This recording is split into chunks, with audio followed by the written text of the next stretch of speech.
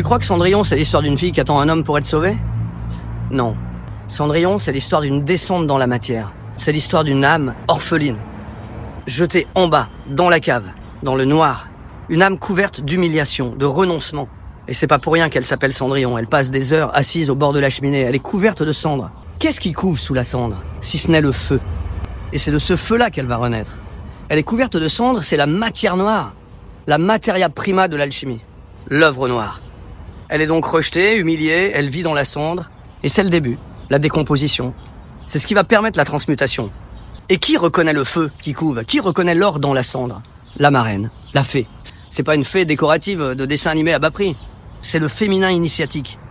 C'est celle qui vient, à laquelle se connecte Cendrillon intimement, et qui va permettre cette transformation intérieure, cette transformation spirituelle. Et donc, que fait la marraine qui reconnaît le feu sous la soumission?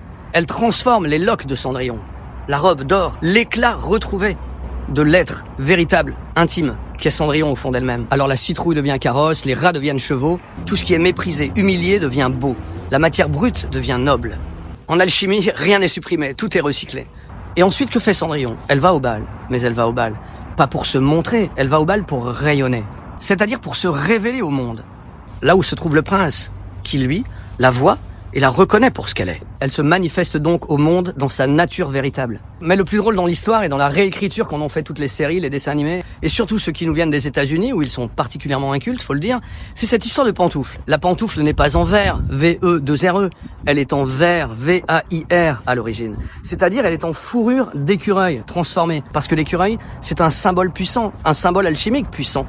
Un symbole d'enracinement et de transformation, un symbole de patience. C'est pour ça qu'elle se chausse de cette pantoufle de verre. C'est le contenant qui accueille son âme, renouvelée.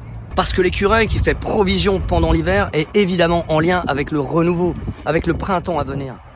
Mais heureusement, le conte demeure, malgré les tentatives de déconstruction ou simplement les interprétations réductrices. Bon, alors je vais vous décevoir. Cendrillon ne grimpe pas l'échelle sociale. C'est pas l'histoire d'une pauvre qui devient riche. Ce n'est pas l'histoire d'une jeune fille qui commençait très mal dans la vie mais qui a eu beaucoup de chance de rencontrer un prince. Non. Même si c'est toujours bien de croire que ça peut nous arriver.